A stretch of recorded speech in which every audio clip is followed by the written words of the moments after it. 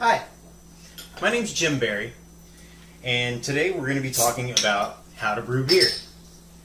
Now, brewing beer has a several step process.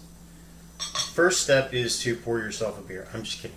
That's not really the way this goes. The first step is cleaning and sanitation of your area. Now, we'll talk about the reasoning for that later on, but the second step is the actual brew process. And that in itself is broken down into several steps that you can find in your recommended procedures on whatever kit you end up using. And we'll get into that in that segment a little bit later on. Then, after you've brewed your beer, you're going to need to chill it down to the proper temperature, and then begins your fermentation. This is where the alcohol actually gets generated within the beer. And the yeast do all the work, but I'll explain a little bit of that later on as well. And finally, you'll get into bottling or kegging your beer. And I will demonstrate a little bit of that as well. But for now, happy brew day. All right, so now we're going to talk a little bit about cleaning and sanitation. This is the most important part of your process. The reason is that there are good bacteria and bad bacteria. The good bacteria that are in your beer are actually going to produce the flavors and things that you want. The bad bacteria can get in if you don't properly sanitize your equipment. Bad bacteria will produce off flavors, give you a skunky taste.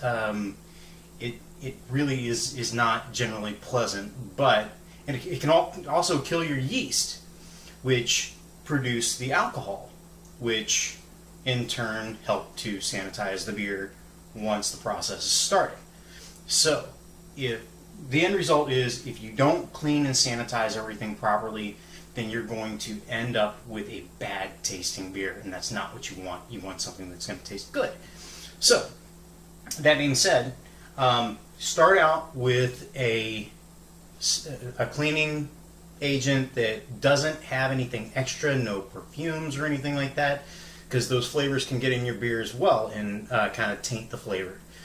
So I use the Palmolive Pure and Clear and clean up all the equipment really well beforehand.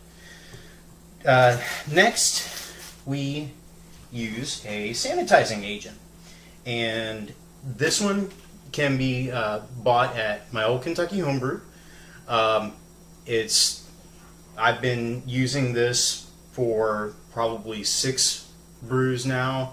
It's done really well for me. Another really good one is Star San, which is a liquid sanitizer. This one's a powdered sanitizer. It doesn't make any difference. This is a no rinse. Off the top of my head, I don't remember if Star San is a rinse or not. But what I've done is I have prepared a bucket of sanitizer solution, and as you can see, I've got my tools in here. I've got like my candy thermometer, my stir spoon, my spatula for getting all my liquid malt extract out of the container. I've also got my hydrometer, and I'm going to use this same solution to swish out my buckets and things for the brew process, or for the fermentation process as well.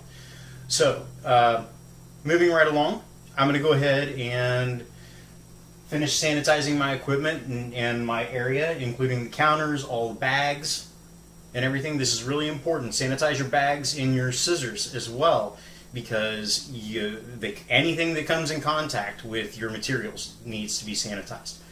So I'm going to move right along. I'll talk to you in a few.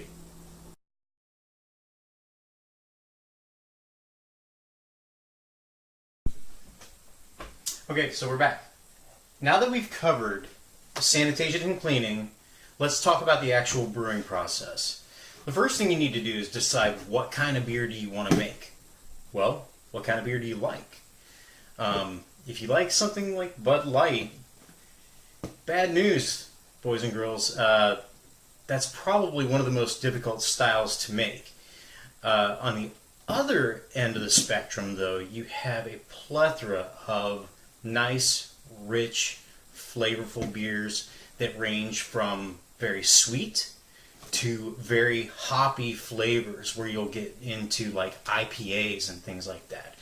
The beer that I'm brewing today is more on the sweet side, and actually it's fruit beer. This is actually a German wit beer, and the kit that I'm using is actually Brewer's Best. I swear by these guys.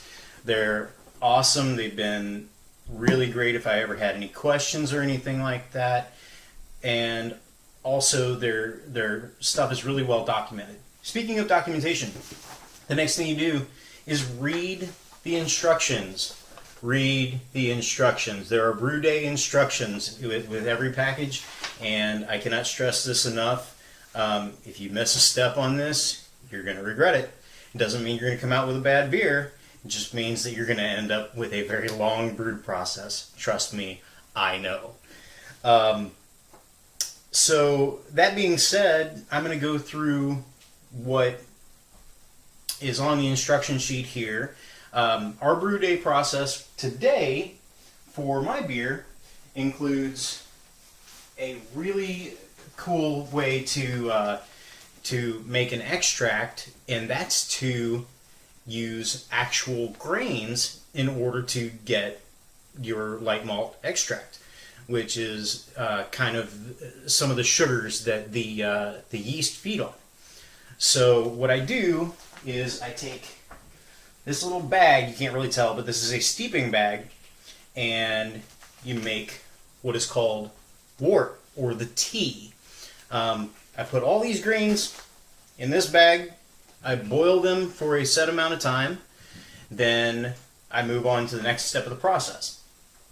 Now once the boil is done, or actually towards the end of the boil, I add this little spice pack, which is orange peel and coriander.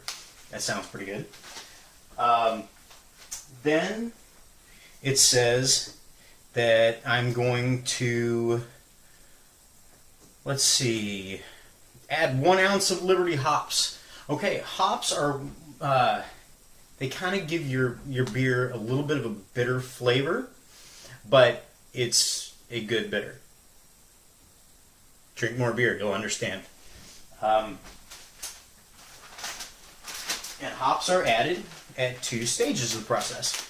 The Liberty hops go in first, so that's this guy. So I'm going to make sure that it's easily accessible for when I'm ready for it. Then I've got my German Tettnang hops for bittering later on. Some much stronger hops, so you don't want it to be in the boil for too long. So that's why it's added at the end. But I'm getting ahead of myself. The next thing I do is boil for another 5 minutes, add the Tettnang hops, and I'll have one more 10-minute boil, and then I'll terminate the boil after that. And then we'll get into cooling. So, for now, here's a quiz.